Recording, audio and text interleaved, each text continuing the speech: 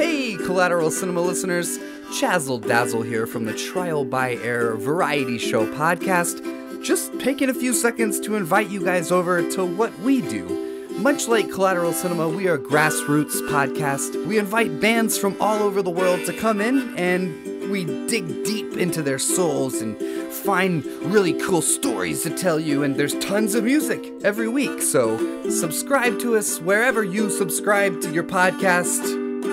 We look forward to having you.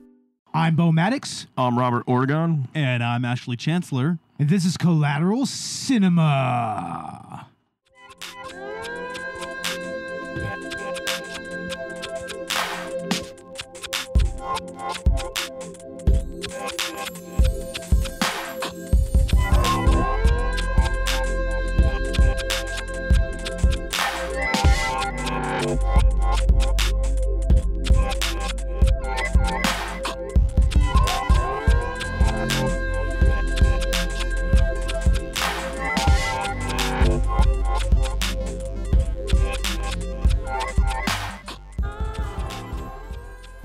Happy Halloween, ladies and gentlemen, and welcome to Collateral Cinema, the only movie podcast that matters, where we focus on good movies, bad movies, and everything else in between in the world of cinema. We're podcasting straight from somewhere in South Texas, and yes, my friends, we are a 420-friendly podcast. So whatever you have, be it dabs, blunts, bongs, joints, or edibles, or anything like that, smoke it if you've got it.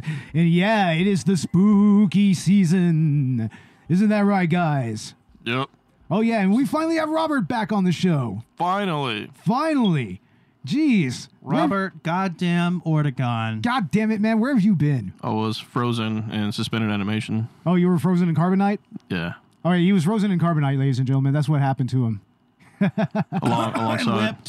Oh, what? Alongside Austin Powers. Alongside Austin Powers? Exactly. Well, hell yeah, guys. Hell yeah. Yeah, we are here on Halloween. I believe we're going to release this on Halloween Day, maybe the night before. I don't know.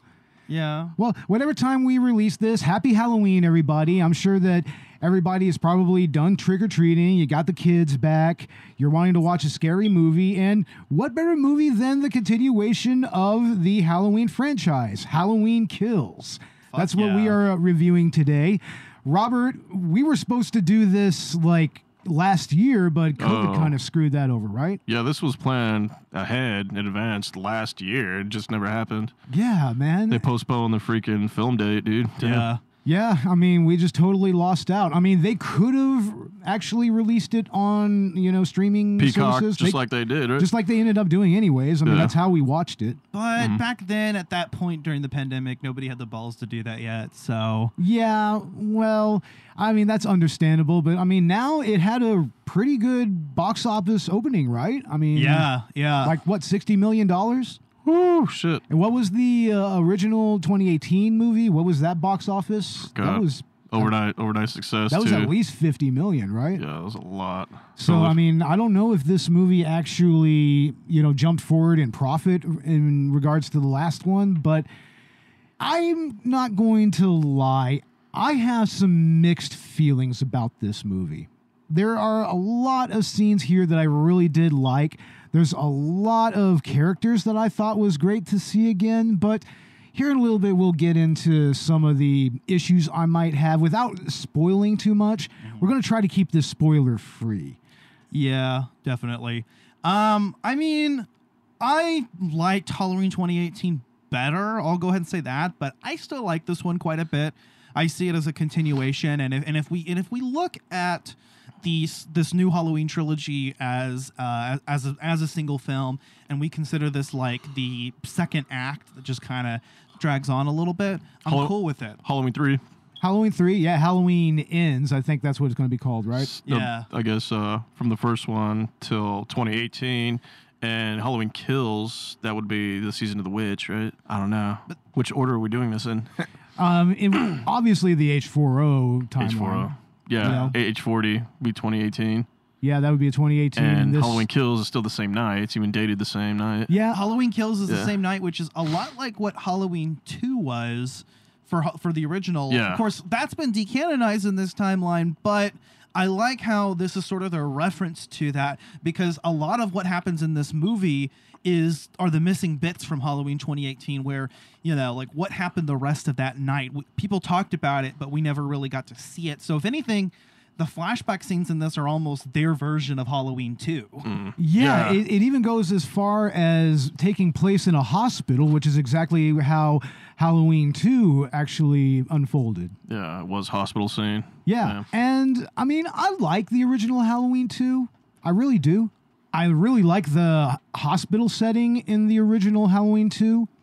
And I like a lot of the characters in that movie as well. I mean, and then we see the untimely death of Ben Tramer, of course. Oh, yeah.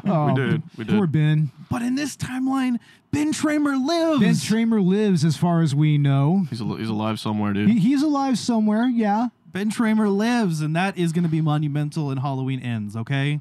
That's going to come up. I totally would love to see Ben Tramer have a role in Halloween Ends. I will say that. Paul Rudd, hear me out.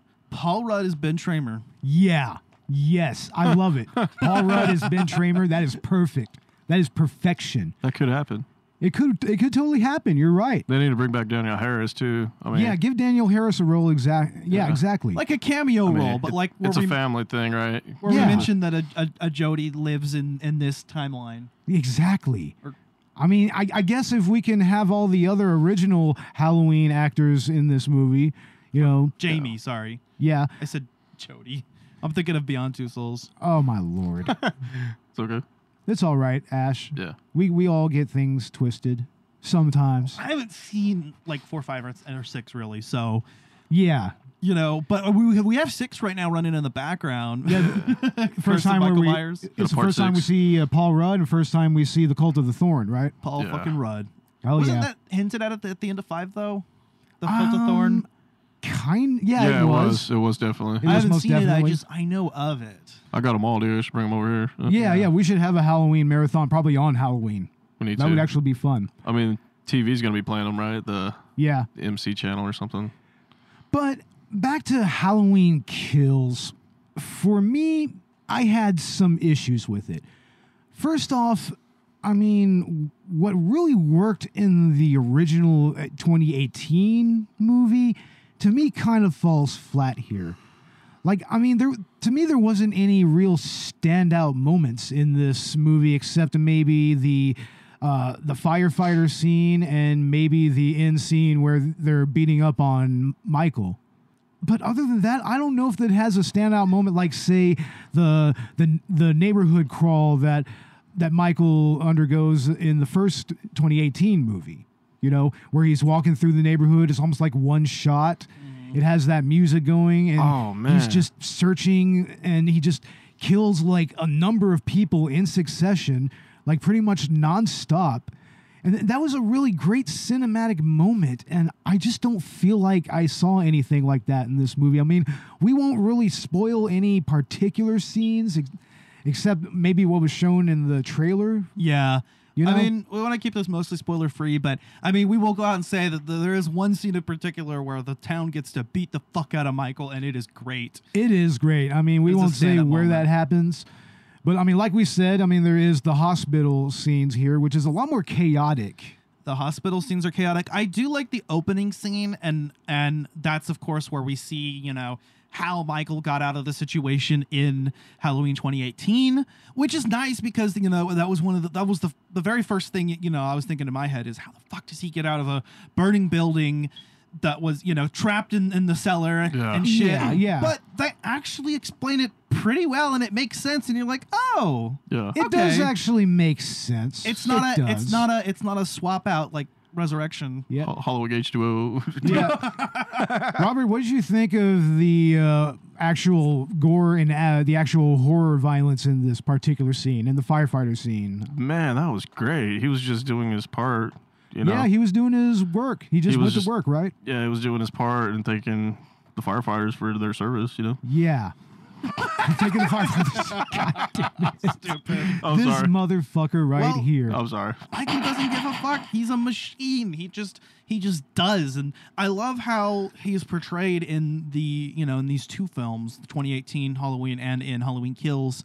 It's a very gritty, realistic portrayal. Of course, we've moved away from the supernatural aspects of the character, but it's being hinted at that he has, it's like, it's all within the realm of possibility, but his inhuman endurance is like to the point that it seems supernatural. And they actually lean into that in this film. And I like that aspect. I like the overall motif with, the town kind of getting infected by the evil and mob mentality combined with, just what Michael Myers has done to this community. Yeah, I mean, it does kind of, it works within the context of the movie, but to me, it just seems like kind of a tired storytelling trope a little bit. The whole, like, maybe it is we who are the monsters. That whole thing. I mean, that's literally how Cannibal Holocaust ended, It's like, perhaps we are the savages. I think it's cool. And I came to this expecting that there was going to be a cliffhanger. So, because obviously Halloween Ends is coming out next year. The only time things are filmed back to back like that are when they're part of a single story arc. Yeah. Like Infinity War and Endgame did. Yeah, but the next movie is actually going to occur a little bit of time after this movie, right? It is. They're actually going to be catching up to our present time because this takes place on the same night as Halloween 2018. So it's in 2018. The next film is going to take place 4 years later, so that actually allows it allows them to jump forward to our time, give the starring actors who survives out of this film anyway the chance to kind of develop. And it's not like they were going to kill off Laurie Strode. No, of course not, but they might in the next one. They might. I can see that happening. I can see perhaps some type of death scene. Maybe even in the final battle where she finally takes him out, maybe. That could happen. I could see that happening because they even kind of foreshadow it in this one. She has a line like, I'll kill him, even if he cuts my head off, he'll go, I'll cut his head off too, Mm-hmm. Robert, what if they pull like a little bit of an ass pull and then it's just like, Jamie gets killed ignominiously for no good reason? Oh, that could happen. Yeah. Just like in Resurrection. Oh, yeah. I don't know. And then I guess the daughter would be by herself. Yeah, didn't she fall off the roof in Resurrection? Yeah, he stabbed her and he threw her off. Yeah. She struggled. She tried to climb back up, but she just slipped and fell. She set up a snare trap for his ass, right? Yeah. And that didn't go well. Just the rope busted. No, did not go well at all, needless to say. But all of that kind of brings me to the other issue that I had with this movie, and that is, how necessary is this movie? I really feel like Halloween 2018 was a perfect ending for the Laurie Strode timeline. It was a perfect ending for that. I mean, it's technically something that happens 40 years after the original. It would have been perfect to end it there. Yeah, it would have been, dude. Yeah. And I mean, I know that they kind of left it kind of ambiguous in the 2018 film, whether or not Michael actually dies. I mean, we at least know that he's trapped in there. We at least know that he's I mean, there's a good chance that he could succumb to something. But there's heavy breathing, and they don't actually show him die. They just show the house burn, and you think there's no possible way he could get out of this. But obviously that tickles the back of your mind like they could. And I think right around the time Halloween 2018 came out, I think they were already letting people know, like, if this movie is successful, we'll do like another one. And I think that's why they had to leave it kind of open-ended. They left it open-ended on purpose because they wanted to see, like, if this was successful, then they'll go back. And then they went ahead and announced a while back, actually, that they were going to turn it into a trilogy. And the thing is, the ending of Halloween 2018, it has this aura of triumph to it. It's so triumphant. It's these 3 generations of Strodes coming together to attack and address an issue that has caused them trauma for many, many years. 3 generations of Final Girl. 3 generations of Final Girl. Yeah. Taking out Michael Myers. And it's an amazing final fight. It really is. It's monumental. It's momentous. We could have been left with that, and that could have been okay. That would have been perfect. Yeah, the back of the truck should have been the ending, right? I think that it was fine. But if they manage to pull off a really good end in Halloween Ends, then I'm cool with it. That is the thing. They are really going to have to nail the ending because the first 2018 movie would have been perfect as an ending in its own. Yeah. It would have been. They're going to have to really one-up themselves, but that's what I kind of have hope for. Yeah. And then I hope, like, let's just give the Michael Myers stories a rest, at least for the next 20 years or so. If they want to reboot it then, whatever. Let's work on getting Jason back, man. I mean, Jason is ubiquitously absent amongst all of this. I mean, hell, we're getting a new Scream here sooner or later, man. Jason why can't we get a new Friday the 13th? Or Nightmare on Elm Street. Yeah. Oh, yeah. Robert Englund says he has another one left in him. And I think that, like, there were rumors of a remake or a reboot, but all they'd have to do now is basically take the Halloween or the Leprechaun route and just literally do, like, sequel to the first movie or something. Yeah. Oh, yeah. That's what you do. But then you're erasing the gay nightmare. We need That's that the one. thing. We You need kind of need that. That's an important movie in horror history, I love the honestly. Gay Nightmare. Which one is that one? Part 2. Number 2. Part 2. Okay. Yeah, that's kind of an important movie in horror history. Freddy's Revenge. Yeah, it really is. Freddy needs to get his revenge. Maybe retcon everything after 2. I don't know. Yeah, maybe. You know, maybe bring that character back. The remake in 2010 was shit. I mean, Yeah, it wasn't that good. wasn't. No, it's not worth watching. But No. And what is it? Yeah, Friday the 13th just has gone without a movie since what? Freddy versus Jason? no, since the remake of that in particular franchise. Oh, there was a 2009-ish. Jared Padalecki. Yeah, with Yeah, that's Pedal right. Decada. Jared Pedal But- Muhammad Jihad. One thing I would like to see, if they want to take a break from the Michael Myers story, what I would love to see is maybe David Gordon Green could direct a TV series that's just an anthology series, kind of in the spirit of Season of the Witch and what the Halloween franchise was supposed to be after that. And then you get James Wan to direct a remake of Halloween 3, Season of the Witch. There you go. Or, I don't know. I mean, what do you think, Robert? Do you think David Gordon Green could do a good version of that movie? Because I have heard rumblings that Blumhouse is remaking that movie. Oh, really? I have heard rumblings of that. I would Yes. like to see that version because the 1980s version was the shit. I don't know. Yeah. I mean, say, like, not many people liked it, but it's its own I Halloween think universe. it's a great standalone movie. Yeah. It's also a great movie to put on Halloween, just because of the jingle, Happy, happy Halloween, Halloween. Just that alone Those is awesome. cursed Halloween pumpkin masks, dude. That was, Those are awesome. I Yeah. think, doesn't Trick or Treat Studios have versions of those masks as well? They do make molds of that mask. You know what? Excellent. I would just call it Halloween Season of the Witch. Yeah, not even it. do the 3, just Halloween, Season of the Witch. You're Halloween right. Season of the Witch. Perfect name for a reboot or remake of that. Honestly, I have a feeling that if they would have just done that with the original movie, it probably would have done a little better. If they would have just completely disconnected it from the Michael Myers timeline even further by just taking the 3 out of it, the original movie probably would have been just fine. Yeah. It would have done just fine, Yeah, because the thing is that John Carpenter was done with Yeah, he was. He was the pretty Michael much, Myers. I mean, he helped write Halloween 2, but he didn't direct it. No, he didn't. And he still scored 3, I know, at least scored it. Yeah, man, his scoring is always on point, right? Yeah. Yeah, it is always on point.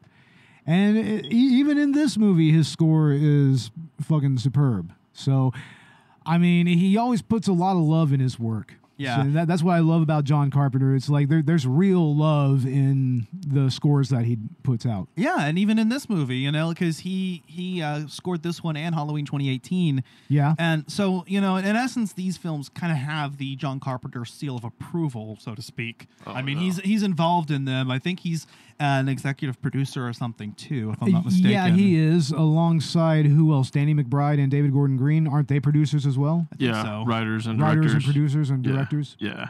Well, Gordon Green is the director. And Yeah. Danny McBride is the writer. Yeah. How do y'all feel about the script itself here? McBride and Green's writing. Like, Robert, maybe there were some lines that were kind of wonky. Yeah, I remember that with the whole feeling the mask thing, dude. Yeah. And I also kind of feel that maybe the actual beats that the story takes when it comes to the killing, I don't know. It seems like it's just, here's quirky character. Yeah, Quirky dude. character, here's something weird or funny. quirky character encounters Michael Myers. Then quirky character is killed by Michael Myers brutally, and then Michael just kind of moves on. Yeah. I mean, it was a good setup for the 2018 film, but I feel like they should have kind of expanded upon that a little bit, you know, maybe even gave us a little more time to develop certain characters. Yeah, I think it kind of trails off a little bit. Yeah. Sort of like a YouTube fan film, really. It is. It's a total fan film. It still has that feel, which, I mean, it's not a bad thing, but I don't really think that it accentuates the movie either. Yeah, like there's certain scenes that we wouldn't really need in there at all. It's just filler. Some characters even. I mean, there is some continuity there. Like, for instance, the doctor and the nurse couple. Yeah. And the kooky gay couple. The kooky gay couple. I love Big John and Little John. Big John and Little John are cool. They are cool. They're adorable as a couple, honestly. I wish that they would have been developed earlier in the movie.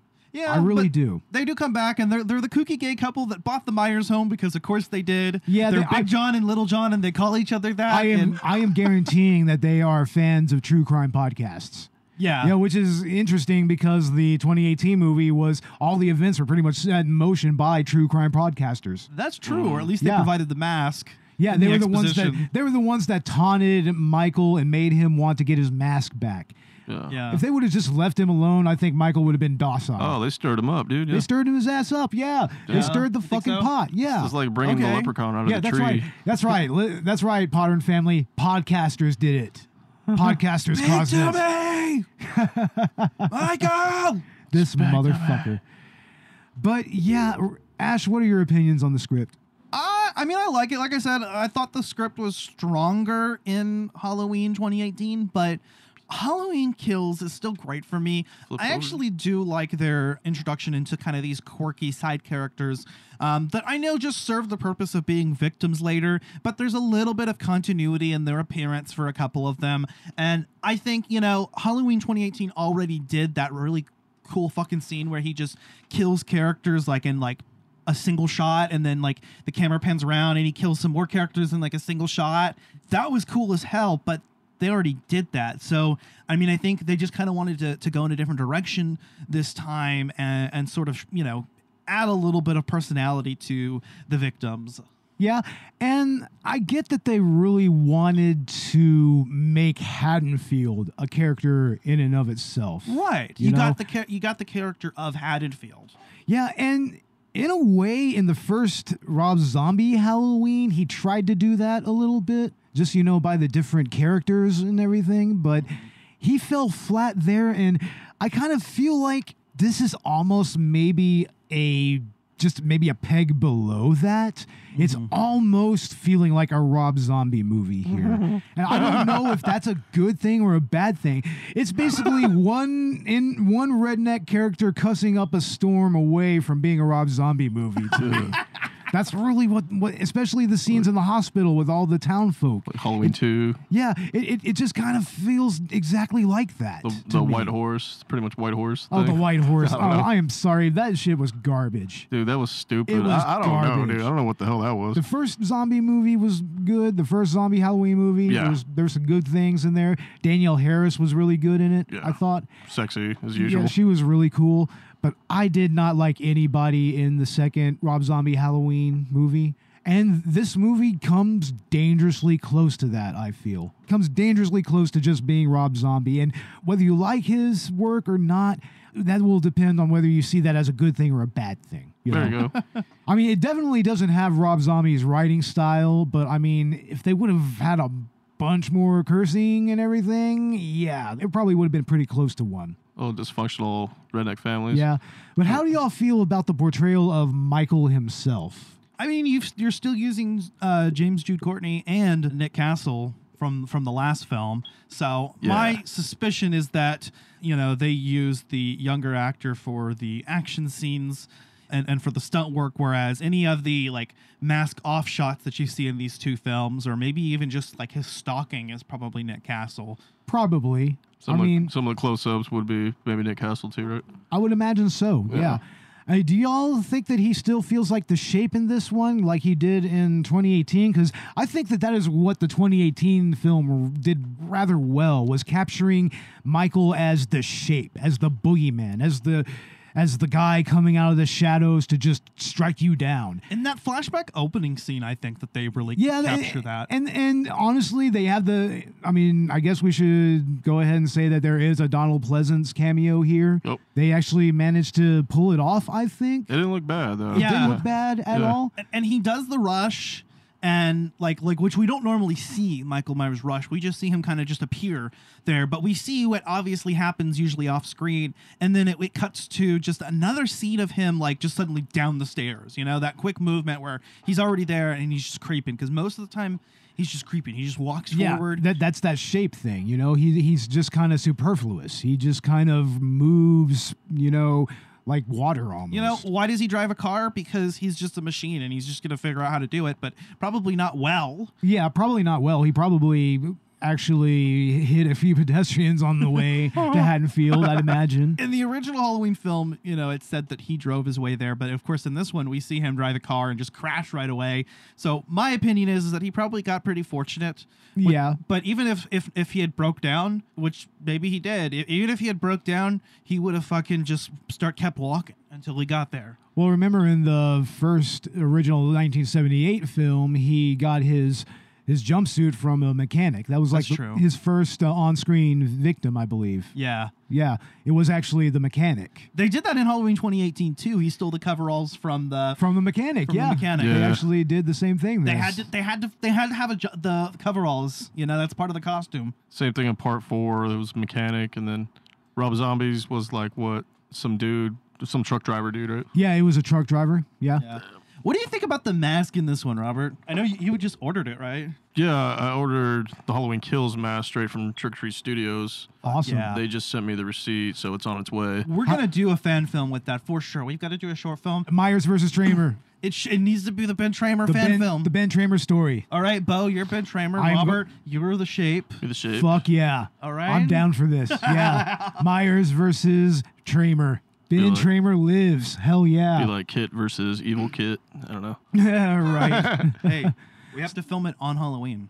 So that'd be great. Back to the masks. How do you think this mask stands up to like the other movie masks? I think it stands up to the original, really, because that one was classic, and this one's pretty much the same mold of Nick Castle's face that Trick or Treat Studios did. Really? So that Miramax 2018, 2021 is going to be the same Miramax movie quality. That's awesome. Hell yeah. I don't know. Yeah. And the other ones, I don't know. People really don't like the other masks. Yeah. Some of them do, but I think they got their own qualities, really. Like, I'm not really too sure about the mask in this one. In Curse of Michael Myers, it's kind of, It's better than some of the other ones, but yeah. Like a part 4 mask is yeah, it's whatever. like, what the hell is that? That looked cheap as fuck. Yeah. I mean, honestly, in terms of quality, the Halloween 2018 and Halloween Kills mask is probably the best one. But, I mean, you can't really replace the appeal of the original either. I mean, that's kind of just... Yeah, that's the natural number one. But if we're looking at production quality, I mean, just production value in these two films is actually tremendously high. Love them or hate them, you know. That's there's an attention to detail with continuity. They use the exact same mask prop, but they just modify it a little bit to for the damage that he got in Halloween 2018. I like how they even included, in Halloween 2018, some of the effects from the original Halloween movie. The bullets, and then the burns, and then the pin mark from part 1, and then... Yeah, he has all his scars. Got it all. That's a new prop. They had to make that, but they molded it to look exactly like how it would look like 40 years later. And that's what it looks like. I like the aging on it, too, yeah. So using the same prop in this film just feels natural, but... of course, you've got to have a different mask to market, so they include some additional damage from Halloween 2018, which is natural. It maintains continuity between those two films. So this is essentially it's a different mask, but it's the same prop. Yeah. I think that it has a lot of character, honestly, and it totally adds to the menacing, look that Michael has throughout this movie. I mean, the Halloween 2 mask is supposed to be the same mask too, but that one was modified, albeit unintentionally, I've heard, but... Yeah. Halloween 2, an original Halloween 2 mask really is not bad. It isn't. I've seen those, right? We were looking at those? Yeah. The first couple of movies back in the day, their masks, they weren't all that bad. Yeah. Does this seem to call back to Halloween 2? Well, yeah, obviously. I noticed a few parallels, Well, obviously because of the hospital. hospital, and you know, obviously they're not going ahead with the whole Laurie Strode is Michael Myers' brother. I like how they kind of lampoon that actually in the first one. Yeah, they kind of have a little throwaway line there. Like, oh, that's just a rumor that people made up, you know. But I think that it's honestly the better for that. I was never a fan of that reveal.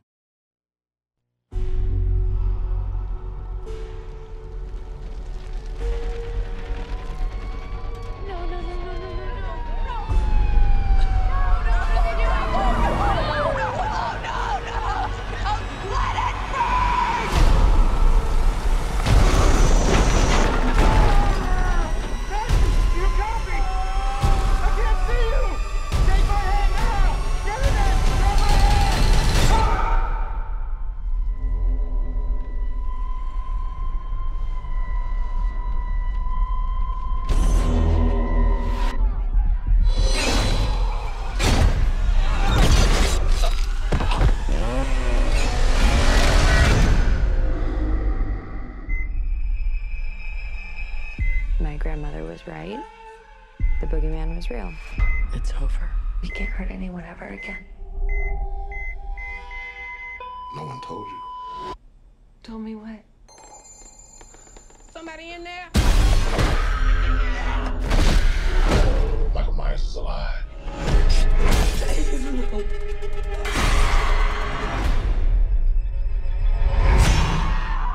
Stop! You had a knife in your stomach. You and Allison should not have to keep running. Evil dies tonight. I'm not just gonna sit and watch another innocent person die. If you track Michael's victims, it's a straight line to Michael's childhood home. What do we do? We fight. Let's hunt him down. Michael Myers is flesh and blood. But a man couldn't have survived that fire. The more he kills, the more he transcends. Run! Go now! He's the essence of evil.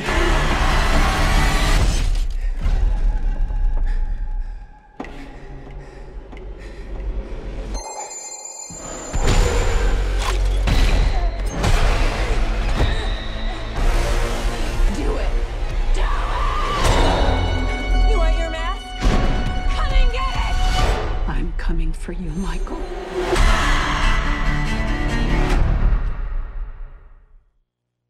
Yeah, it always felt kind of forced, maybe a little contrived even. It definitely didn't have John Carpenter's hands on it. No, it wasn't done with any type of delicacy or any type of subtlety at all. Now, how do we feel about the actual gore effects and the kills in this movie? Robert, what do you think? I think he like kind of overdid it a little bit. You think so? I don't know. I know he needed to catch up because he was 40 years behind, you know? Yeah. And the 2018 film, it had some gory moments. I mean, but it was more like, you know, after effects more than anything. I like the fluorescent light bulb scene. Yeah, that was actually pretty brutal. I mean, that's pretty much his jack-o'-lantern. That was his way of telling you to switch to LEDs. I'm thinking.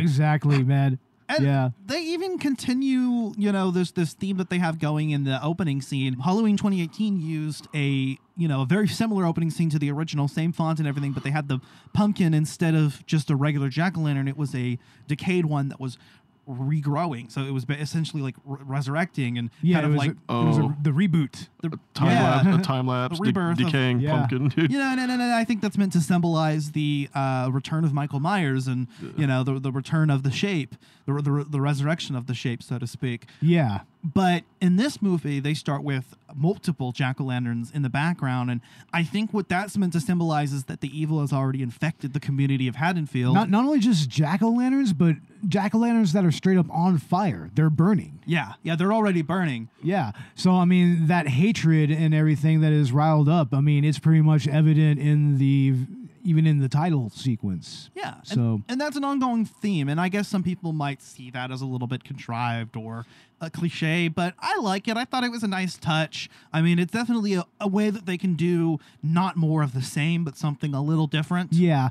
I mean, you had to figure that they were going to go a little bigger on the gore and the violence and everything here. True. I mean, you kind of have to, especially after how gritty the 2018 film was. I mean, yeah, he got his fingers blown off in that one, and he still has the scars. I mean, he has the same wound. It's the same night. Yeah, he wrapped it up and everything. He just wrapped it up and he moved on. I would have cauterized it on the stove and Yeah, just right. wrapped it up. What's Michael Myers going to do for 4 years? I mean, it definitely gives him enough time to believably recover from some injuries, so you don't have that suspension of disbelief, but they really do lean heavily into that in this film, that, like, you know, it does suspend disbelief. His ability to revive is almost supernatural, his ability to endure, but ultimately I think it's just because he doesn't feel any pain. I think that he's just Wolverine. He has that, He's Wolverine, that's what he is. I think it's like a congenital disorder or something. I saw something about it, but like, yeah, he just is unable to feel pain, so, you know, what would normally put someone down and force them to go unconscious, he'll just get back up from.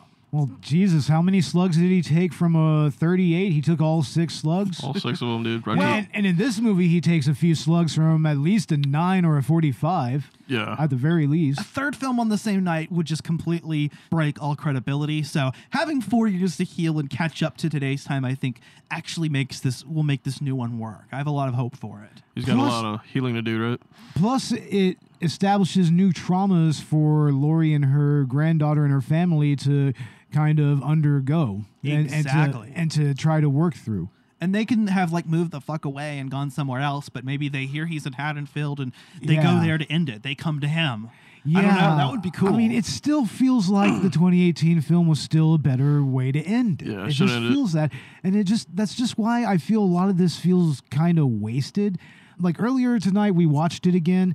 I actually was just kind of meh the whole time. Put on 2018, right? Yeah, put on 2018. That's a much more exciting film. Yeah, put on that one. This movie didn't excite me as much. It just didn't. Yeah, but I got really excited at the scene where the town, you know, has the chance to just fuck him up. I mean, there's a lot of power and an emotion to it. Yeah. It just sucks that it wasn't enough. I don't know. Is that a spoiler? Is it? Because I kind of came into this knowing that there was going to be a cliffhanger. Oh, okay. Right on. I guess we can go ahead and start giving our final thoughts, perhaps, here. Huh. And we can go a little in-depth here. Well, we're still going to watch Halloween Ends. We want to see how this goes, right? Yeah, exactly. We'll go ahead and start with Robert. All right. So, my final thoughts about this movie, Halloween Kills. I think the mask looks like the shit. I think the kills were only good in the beginning. Yeah. When he finally got out of that gun cage, right? Yeah, that is arguably the best scene of the movie. Oh, and that was in the trailer, so that's not a spoiler giveaway. No. Yep. That is totally a spoiler-free moment right there. Fuck yeah. For you. And, you know, I just want to keep watching 2018 and then just keep going back to the original, watching them all over again, right? 2018 is such a watchable movie. It really is. I mean, you can sit down and watch it and you'll have a good time. I don't feel like this is the case with this movie. Yeah, it's like, I'll watch it a few times and then, whatever. Yeah, it doesn't feel like it's nearly as fun as the 2018 film was. Because the 2018 film, it had that triumphant ending to it. And this, to me, I don't know. I think that the ending falls flat a little bit. Well, I mean, it's definitely, I will go ahead and say, I think it's a story that very evidently continues and Halloween Ends. Yeah, obviously. So, you know, I think that it's okay the way that it is. I kind of feel about it like I feel about The Last Jedi, in that I was kind of okay with some of the narrative choices as long as the third film was gonna make it better. So if Halloween Ends makes this, you know, better, and I honestly don't have any problems with it anyway. If you see it as one story, it's probably gonna flow a lot better. But we'll find out. I'm kind of hopeful to see what they do with this. I mean, if they really can one up, obviously David Gordon Green and the other writers have the ability to produce a good story. I mean, we saw that with Halloween 2018. Yeah. It's like they combine all the trilogies into one, right? Yeah, kind of, sort of. And now we have this new trilogy. Yeah. And it's like, I don't know. I feel like it's just a bit much.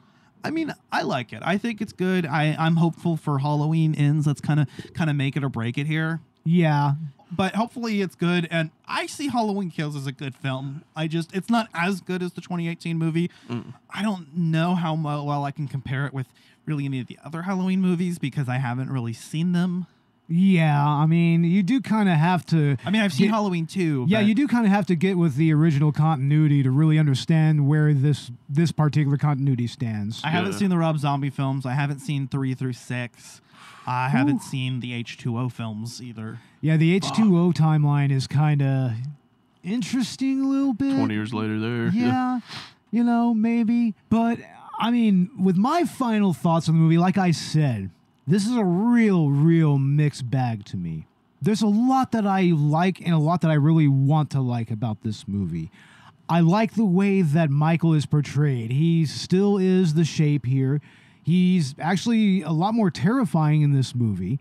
He's a lot more violent. I mean, there's a lot more, it feels like there's a lot more hatred in this movie coming from Michael, you know, which is the point because it kind of spreads around Haddonfield. And, I mean, that's a good point of the movie. I like the way that it actually calls back to the original movie, especially that Donald Pleasance cameo, which, I mean, we're not going to tell you how it goes, but it's actually done very well. For the reenactment scene? Yeah. Most people know that there's a reenactment scene if they hadn't seen it, though. Yeah, there is a reenactment, but, I mean, the way that he's utilized is quite interesting. It's been mentioned a lot. And it even comes back in later on near the end of the movie. Yeah, and the character of Hawkins is kind of filled out here, and we get to see his backstory. He was introduced in Halloween 2018 as, you know, veteran cop that was involved in the 1978 incident, but, you know, we didn't actually see him until now. Well, they established that history here. I always felt like in Halloween 2018, there was originally a more skeletal, like the skeletal version of the plot had instead featured Officer Brackett in that role. Yeah, probably. You know, it actually makes a little more sense. But he comes back in this one, so I think they intentionally left it open and changed his character to a new officer who would have been there. Yeah. And I think that makes a lot more sense. But I do like how they gave this character and fleshed out his backstory, and at the same time, we got the return of Brackett. Yeah. You know, using the original actor, and that was kind of really cool to see.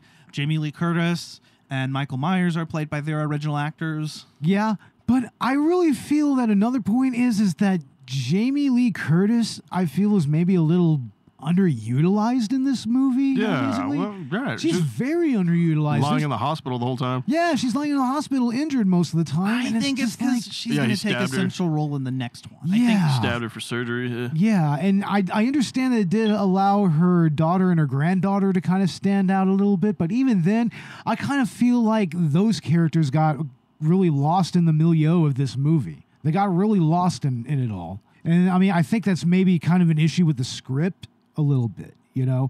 It just feels like, you know, it doesn't flow all that well. And there's moments where I'm feeling like, this is actually pretty badass, and most of the time that's when Michael is doing his thing. But there's other moments where I'm like, I don't like the characters, and it's like that opening monologue by Tommy Doyle. I mean, it's pretty cool when you first hear it, but it's also so out of left field. I mean, and it feels like it's just exposition. It feels like it's like you're being told what happened at the original movie. And I don't know if that's just because it's trying to speak to like the new fans of this series that may have been picked up from 2018, but I don't know. It feels a little forced. It serves to introduce the other characters. Yeah, but even so, like, it just feels too incongruous to me. I mean, Marion is played by her original actor as well, and they bring back, you know, the other survivors of that night. And that's great. Sydney and I'm fine with Lonnie. that. But let's call it what it is. It's just fan service. It's nothing more and nothing less. It's fan service. This is just a fan service movie. It's all fan mail for YouTube. Even with the Donald Pleasance cameo, it's like, why do that other than for fan service? Yeah.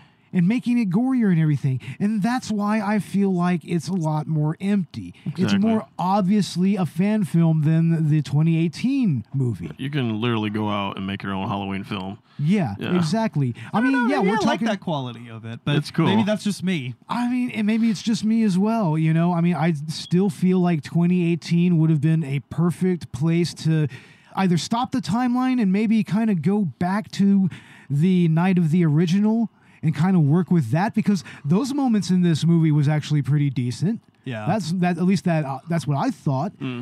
I mean, they could have just gone back and made a prequel and, even had a liberal use of Donald Pleasance's likeness and everything. And they could have made an interesting segue into Halloween Ends. They could have picked it up back in the night in 2018, and I think that would have been a better way to end it. Either that or just not even continue the H4O timeline. Maybe go on and just remake Halloween Season of the Witch. Or do something different. I feel like this movie is unnecessary. I just feel that's what I feel like. I want to like it. And the parts that I do like, I think are good. But, it's just I'm very meh about this movie. The beginning kills. They should have ended that at 2018. I know what you mean. Yeah. It's like the same faux pas they made with the H2O timeline. They didn't learn. The H2O timeline would have been a perfect way to end it. And if you want a good headcanon ending, it's like 2 Halloween H2O and Halloween H4O. Those are the best ways to end each timeline. That's just the way that I feel. And, I mean, there's just so many unnecessary movies in this franchise as it is. And it's just, why add more to it? That's how I kind of feel. I see what you're saying. Yeah. So you're not a bad person if you like this movie. I'm fine with you if you like it. That's awesome. I just personally feel like they'd better really deliver on the next movie, because this movie left me wanting. It left me wanting in a lot of ways. And in the end, they killed off most of the original cast anyway. Oh, so yeah, what the hell? Shit. It's like, yeah, and that's why they better bring back Ben Tramer. Ben Tramer needs to be the focal point of the next movie, and that needs to be Paul Rudd. Yes! Paul Rudd needs to be Ben Tramer, 100%. Ben Tramer. I don't know. I really like Tommy Doyle's role in this film. I thought he was a great addition, and his ability to implement strategy, and you really get that there was kind of a feeling of satisfaction for him getting back for that night. But he also fucks up majorly. We won't get into how he does, but he does fuck up royally in this movie. He starts the movement, and the situation kind of fucks itself up, and he does try to reverse and course correct. But I mean, I think he as a character does his best, but. Yeah, the whole film they're definitely wanting to lean into the idea that it needs to be her, it needs to be Laurie that kills him. Yeah. But I kind of just feel like that's her mentality. That's her trauma speaking, and I don't know where they'll go with it, but I don't know either. I mean, all we know, it's going to have a little bit of a time lapse. There's going to be 4 years in between the next movie and the end of this movie. And it's going to apparently touch on COVID. Interesting. Yeah. I don't know. Maybe you could do kind of a cool scene with Michael, wearing just a face mask. And it still covers most of his face so you can't see it. Or maybe like a face mask. Maybe that's how he was blending in for a little while. Yeah. Because of COVID. What does he do off season? Does he still kill? I don't know what he does. I think he just chills. I think he kills for what he needs. He gets his groceries and shit. Yeah, and then it would probably be easy during the pandemic with all the grocery deliveries. He could just poach off the delivery guys. The rest of the time, he just quarantines. all the Uber Eats. He quarantines and he just stares out his window, and nobody bothers him because of COVID. They're like, you know what? All right. Yeah, exactly. Yeah. But I guess we can go ahead and give some ratings. Robert, what is your rating for this movie? Out of 5 star. Out of 5 stars, probably like a 3.5, right? 3.5? Yeah. Why do you think so? Because it wasn't as good as the 2018, really. It really wasn't. Yeah, I agree. How about you, Ash? 3.75. 3.75. I think we could accept that. Yeah, not quite a 4, but close. Close enough. Now, why do you think that? Well, Halloween 2018, I think, is a solid 4, and this is just a step below that. Yeah, definitely. That's how I feel about it. I'm going to give it a 2.5. 2.5? 2.5. It's just met to me. They'd better really deliver on the next movie if they want me to really call this timeline salvageable. Yeah, I thought 2018 was a full 5-star movie, really. Yeah, I thought it was at least a 4.5 star movie, if I remember correctly. Damn. I don't remember if we rated the last movie, but yeah. A couple years ago, right? Yeah, a couple of years ago. I mean, if you, like we said, if you like this movie, that's fine. If you don't like it, that's fine. This is just our opinions on the movie. I mean, I understand it's very polarizing in the horror community right now and on film Twitter and horror Twitter and whatnot, but just, be kind to each other on that. I mean, this isn't a movie that, it's not really a hill to die on either way. You know what I mean? Yeah. It really isn't. Yeah. No, it's not. If you like it, you like it. If you don't, you don't. What we're saying is you don't have to go out of your way to the movies. You can just download it on Peacock. Yeah, just watch it on Peacock. You don't have to go out of your way. They're going to get their money one way or the other. And you guys, I mean, they got $60 million opening. They're good. I mean, yeah. Yeah. And you know what? Everybody just have a safe Halloween. Whether you decide to go to the movies, whether you decide to watch at home. Do your trunk or treating, maybe. If you want to do trunk or treat, or I know in our neighborhood we kind of did like a hayride thing, which is what we normally do. Yeah. But we didn't last year. So, just, make good decisions, responsible decisions, and be safe. Yeah, definitely. Be safe. Be kind to each other. And, watch for the boogeyman. Yeah. But anyway, what's going on with Collateral Gaming, Ash? All right. Well, we will be releasing our Halloween special on Outlast. That's going to be out by Halloween Day as well. So look forward to that. We're also going to be doing a Halloween-themed bonus round of some kind. So, and if you didn't check out our season premiere on Metroid Dread, or at least part 1 of it, go ahead and check that out. Excellent. Yeah. I can't wait for the Outlast episode because I think that I'm going to be on that one, right? Yeah. I want you on, bro. Yeah, definitely. I mean, I might have some things to say about that because I'm a seasoned horror gamer. And you might be doing the bonus round with me as well, I think. Yeah. That's going to be what?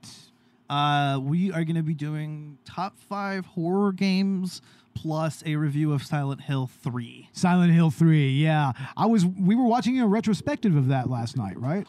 Yeah, we were. Yeah, it was actually kind of interesting. It was pretty interesting. So I'm gonna finish up Silent Hill 2, and then I'm gonna play Silent Hill 3 all the way through. And right on. We'll talk about that. Outlast is gonna be a fun episode. Anything to talk about in terms of filmmaking progress, Mr. Ortegon? Oh, not yet. I need to take some time off and get all that stuff together, really. Yeah, but recently you had Killing Night air on the Horrific Hope live stream, right? Yeah, I did. I didn't get to see it, though. I wish I did. But we watched it. Thank you. Hell yeah, somebody watched it. It was good, man. It was actually a lot better than I remember it when we were filming it, Digitally remastered. Yeah, I mean, even the natural lighting kind of contributed to the actual atmosphere. I mean, I wish we could have done a little better on the sound mixing. I mean, I kind of feel like we could have added some more little stingers of music or some noise. I have an idea. Maybe a stabbing sound for the fucking clicky knife. Yeah. I have an idea, guys. Let's do that. Let's open up Killing Night, and then let's kind of fix it up a little bit, make it sound a little better, and let's stream it on Halloween.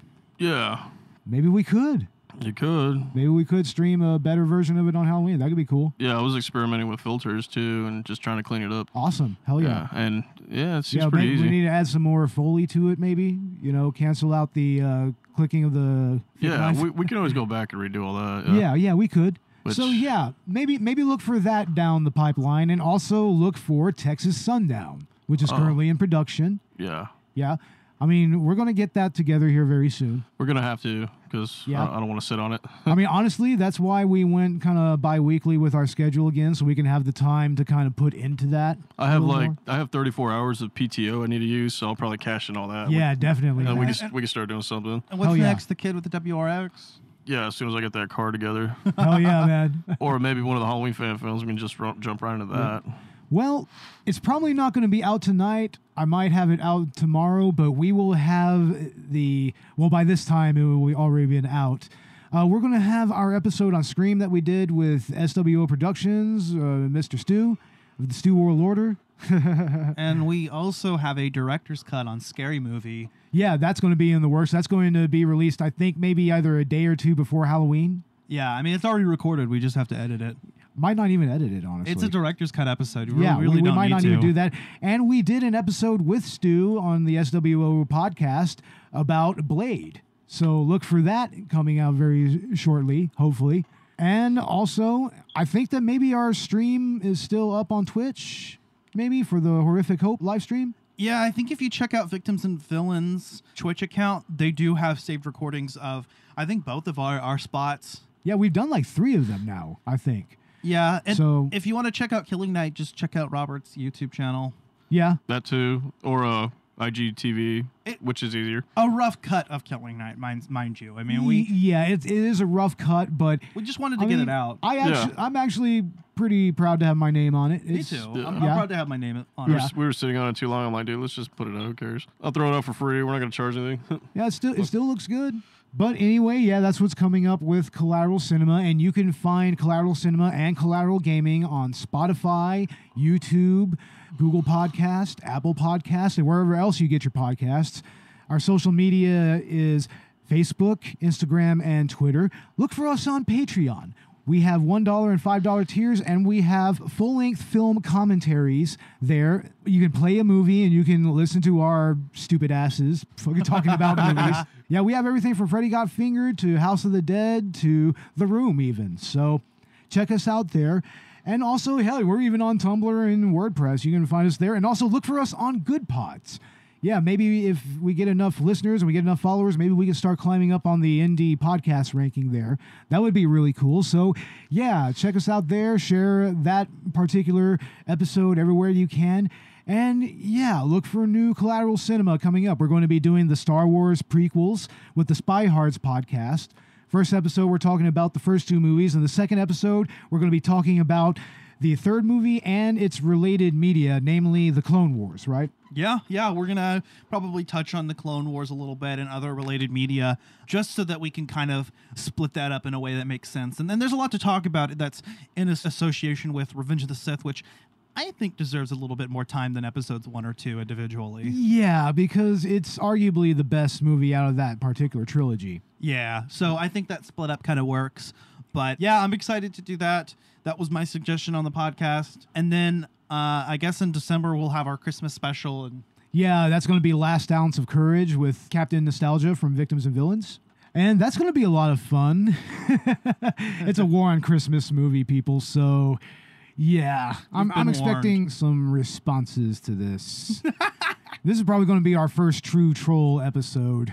I don't know. Maybe. We did the Buttercream Gang. Yeah, that was very much a troll episode. That was. Yeah, because it is still one of the greatest movies ever made. Don't add us. That's right. The Buttercream Gang. The Buttercream Gang. Buttercreaming for God, Trump, and MAGA and carrots. Yes, and white bread and mayonnaise. Yep. The white bread, the mayo, and the Oscar Mayer bologna. That is the holy trinity of the Buttercream Gang. Wonder Bread, and leaving Mrs. Jenkins to her own demise. Yeah, leaving her to her own demise. Yeah, fuck the Widow Jenkins. Fuck the Widow Jenkins. Should be falling down anyway. Yeah, I think that we're going to be doing a free commentary for the Buttercream Gang 2, right? Here pretty soon. Oh.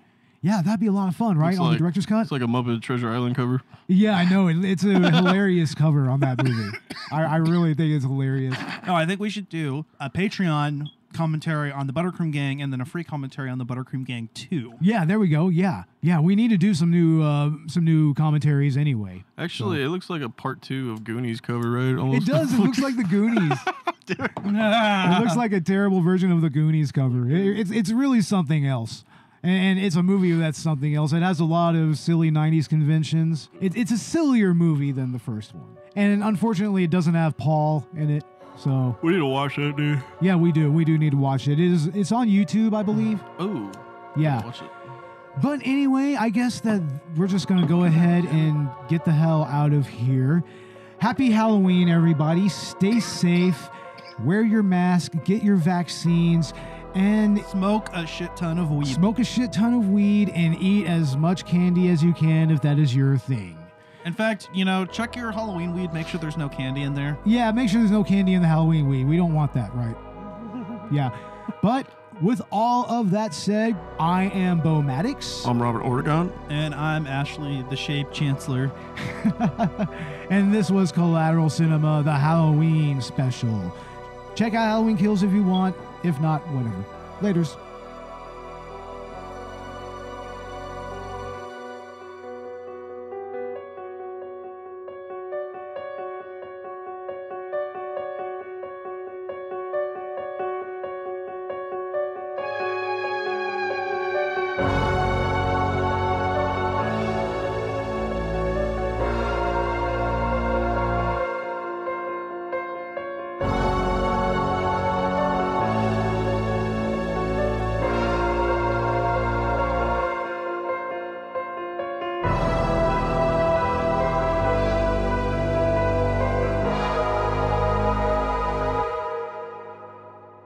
Collateral Cinema is a Collateral Media podcast. All music and movie clips are owned by their respective creators and are used for educational purposes only. Please don't sue us. We're poor.